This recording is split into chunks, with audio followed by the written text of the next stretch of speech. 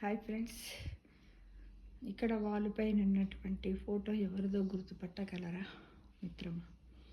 ఎందుకు ఈ ఫోటోను చూపిస్తున్నాను అంటే, మనం ఏమంటాం, పాపం పుణ్యం అనేవి మూఢనమ్మకాలు కావు. అవి ఎనర్జీ ఫ్రీక్వెన్సీస్ అనే విషయం గురించి తెలుసుకోవడానికి ఉదాహరణంగా ఇక్కడ గౌతమ బుద్ధుడే ఉన్నాడు కదా. పుణ్యం చేస్తే స్వర్గానికి వెళ్తాం, పాపం చేస్తే నరకానికి వెళ్తామని చిన్నప్పటి నుంచి మనకు పెద్దలు చెబుతూ ఉంటారు. ఎందుకు అంటే, మనం చిన్నగా ఉన్నప్పుడు అలానన్నా భయపడి పాపాలు చేయకుండా ఉంటామనే ఉద్దేశం కావచ్చు మన అమ్మమ్మ తాతలది కదా. అయితే చిత్రగుప్తుడి పైన కూర్చొని ఒక పెద్ద పుస్తకంలో మన లెక్కలు రాస్తూ ఉంటాడని కూడా మనం విన్నాం. అప్పుడు మనం ఆడుకునేటప్పుడు కూడా ఏదైనా ఆట ఆడితే దాంట్లో తొండి చేస్తున్నావు నువ్వు, ఇట్లా చేస్తున్నావు నా మీద, కాబట్టి నీకు అక్కడ ఒక పుస్తకం చిత్రగుప్తుని దగ్గర ఉంటుంది, మన చిట్టా అంతా రాస్తాడని కూడా మనం అనుకునేవాళ్ళం కదా. ఇది విన్నాం కూడా. ఆధునిక యుగంలో ఇవన్నీ పాతకాలపు నమ్మకాలుగా కొందరికి అనిపించవచ్చు, కానీ క్వాంటమ్ ఫిజిక్స్ ప్రకారం ఈ విశ్వంలో ప్రతిదీ ఒక శక్తే, అంటే ఎనర్జీ అన్నమాట. మన ఆలోచనలు, మాటలు, పనులు అన్ని వైబ్రేషన్స్ రూపంలో ఉంటాయి మిత్రమా. పురాణాల్లో చెప్పినట్టు పాపపుణ్యాలను నేటి సైన్స్ పరిభాషలో నెగటివ్ పాజిటివ్ ఎనర్జీలు అంటారు. దీన్ని ఇంకా లోతుగా అర్థం చేసుకోవాలి, మనం తెలుసుకుందాం. మరి పుణ్యం అంటే పాజిటివ్ ఎనర్జీ, హై ఫ్రీక్వెన్సీస్. అంటే ఉదాహరణ ఏంటంటే, నిస్వార్థమైన ప్రేమ, దయ, జాలి, ఇతరులకు సహాయం చేయడం, కృతజ్ఞత. ఎవరైనా మనకు సహాయం చేసి మనల్ని ఆదుకున్నట్టయితే వాళ్ళకి మనం గ్రాటిట్యూడ్గా కలిగి ఉండటం, దాన్ని కృతజ్ఞత అంటాం. ఇవన్నీ హై ఫ్రీక్వెన్సీస్, అంటే ఉన్నత స్థాయి తరంగాలన్నమాట. ఇవన్నీ కూడా మన బాడీకి. ఇకపోతే మానసిక శారీరక ప్రభావం ఏమిటది? మీరు ఒక పేదవాడికి కడుపు నిండా అన్నం పెట్టినప్పుడు, లేదా ఒక మూగజీవికి సాయం చేసినప్పుడు మీలో తెలియని ఒక ఆనందం కలుగుతుంది. అప్పుడు మీ మెదడులో డోపమైన్, ఆక్సిటోసిన్ అనే హ్యాపీ హార్మోన్స్ రిలీజ్ అవుతాయి మిత్రమా. ఇక ఆరా అంటే, ఈ పాజిటివ్ పనులు చేసినప్పుడు మీ శరీరం చుట్టూ ఉండే శక్తి వలయాన్ని ఏమంటాం, ఆరా అంటాం. అది ఎలా అంటే, ఒక ప్రకాశవంతంగా మారుతుందంట. ఇక ఫలితం, ఈ పాజిటివ్ ఎనర్జీ మీ జీవితంలోకి మంచి వ్యక్తులను, అదృష్టాన్ని, ప్రశాంతతను అయస్కాంతంలా ఆకర్షిస్తుందంట. దీన్నే మన పెద్దలు పుణ్యం ఊరికే పోదు, ఎప్పుడో ఒకప్పుడు కాపాడుతుంది అంటారు. పిల్లల పెళ్ళిళ్ళకి వచ్చినప్పుడు కూడా అంటారు, పుణ్యం కొద్దీ పురుషుడు అని చెబుతూ ఉంటారు పెద్ద మనుషులు. చాలా విన్నాం మనం కూడా. ఇక పాపం దగ్గరికి, పాపం గురించి, పాపాన్ని ఏమంటారంటే ఇంగ్లీష్లో నెగటివ్ ఎనర్జీ, లో ఫ్రీక్వెన్సీస్. పాజిటివ్ ఎనర్జీని ఏమన్నాం, హై ఫ్రీక్వెన్సీస్ అన్నాం కదా. ఈ నెగటివ్ ఎనర్జీని ఏమంటాం, లో ఫ్రీక్వెన్సీస్ అని అంటాం. అంటే ఇతరులపైన కోపము, అసూయ, స్వార్థం, ఇతరులను మోసం చేయడం, పగ పెంచుకోవడం, ఇవన్నీ లో ఫ్రీక్వెన్సీ తరంగాలన్నమాట. అంటే తక్కువ స్థాయి తరంగాలు. అంటే మనం ఇతరులపైన ఈర్ష్యపడు వాళ్ళ గురించి ఏదైనా మాట్లాడినామంటే ఏమన్నట్టు, మన బాడీలో నెగిటివ్ ఎనర్జీ, పాజిటివ్ తగ్గి నెగిటివ్ ఎనర్జీని పోగు చేసుకుంటున్నాం. కాబట్టి తస్మాత్ జాగ్రత్త. ఎవ్వరు కూడా ఎవ్వరి మీద ఎలాంటి ఫీలింగ్స్ చేయకండి, ఆలోచనలు చేయకండి. వారి మీద చక్కగా ఉండండి. కోపం, అసూయ పెంచుకుంటే నష్టం మనకే అట్లా.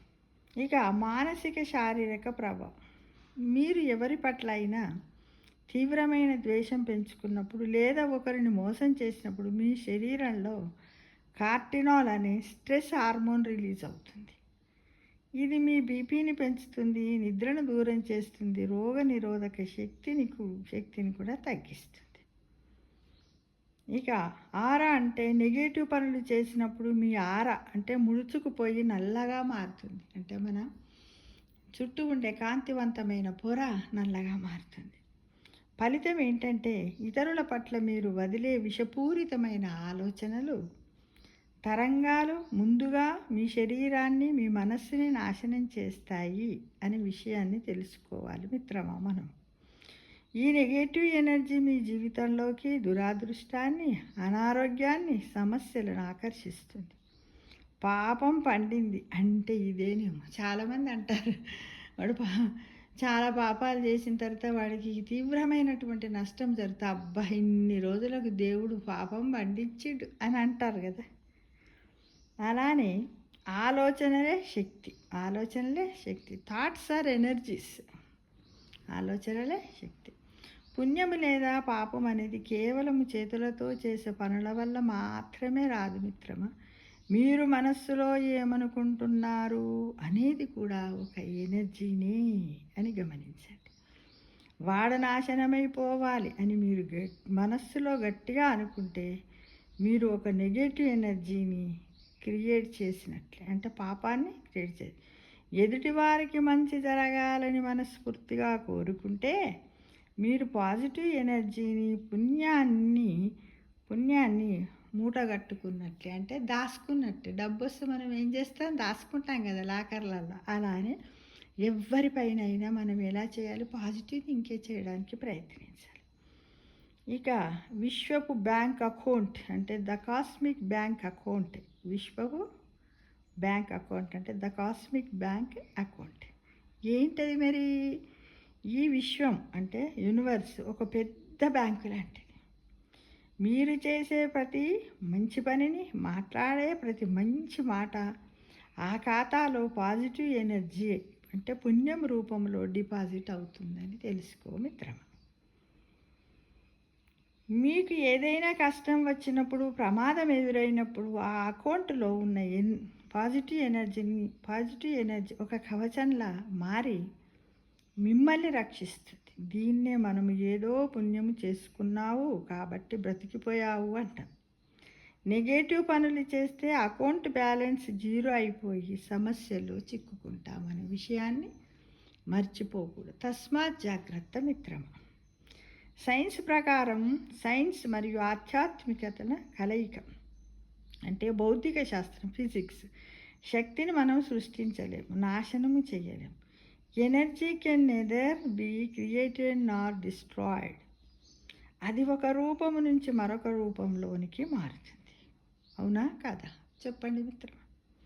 కర్మ సిద్ధాంతం. మీరు ఈ విషయంలోకి ఎలాంటి శక్తిని పాజిటివ్ లేదా నెగటివ్ పంపిస్తారో అది వడ్డీతో సహా తిరిగి మీ దగ్గరికే వస్తుంది. బంతిని గోడకేసి ఎంత గట్టిగా కొడితే అంతే వేగంగా మన వైపు తిరిగి వస్తుంది. అంటే ఫిజిక్స్లో లా ఉంది కదా మనకు. ఏంటిది? చర్యకు ప్రతిచర్య కదా. అలా వస్తుంది అన్నమాట. అదే కర్మ సిద్ధాంతం. ముగింపు. పుణ్యం అంటే 100 కొబ్బరికాయలు కొట్టడము, లక్షల రూపాయలు దానం చేయడం కాదు మిత్రం. ఎదుటివాడిని చూసి చిరునవ్వు నవ్వడం కూడా ఒక పాజిటివ్ ఎనర్జీయే. అది పుణ్యమే. ఎవరిని నొప్పించకుండా మాట్లాడడం, మన వల్ల అయినంత సాయం చేయడం, మనస్సులో చెడు ఆలోచనలకు చోటు ఇవ్వకపోవడము, ఇవన్నీ మనలో పాజిటివ్ వైబ్రేషన్స్ని పెంచుతాయి మిత్రమా. కాబట్టి మనం అందరం ఈ వీడియో విన్న తర్వాత ఈ రోజు నుండి అలా స్టార్ట్ చేద్దామా, ప్రారంభం చేద్దామా మిత్రమా. ఏవైనా మనలో లోపాలుంటే ఈ 2026 ఇయర్ మార్చి నుండి మార్చుకుందామా మనం. తప్పకుండా. దేవుడు శిక్షిస్తాడు అని భయపడకండి. మీరు సృష్టించే నెగటివ్ ఎనర్జీ అంటే పాపం మిమ్మల్నే శిక్షిస్తుంది.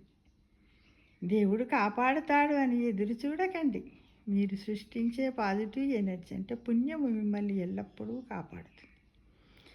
ఇప్పటి నుంచైనా మన ఆలోచనలను, పనులనన్నింటిని కూడా పాజిటివ్గా మార్చుకుందాం. అద్భుతమైనటువంటి జీవితాన్ని నిర్మించుకుందాం. ప్రకాశవంతమైనటువంటిది, ఆనందమయమైనటువంటిది ఆత్మస్వరూపంగా మన మనస్సును మార్చుకొని నెగిటివ్ ఎనర్జీని తగ్గించి పాజిటివ్ ఎనర్జీని మనలో పెంచుకొని మనం అందరికీ ఎల్లవేళలో ఒక ఆదర్శంగా జీవిద్దామని మిమ్మల్ని ఆశిస్తున్నాను మిత్రమా. సర్వే జనా సుఖినో భవంతు.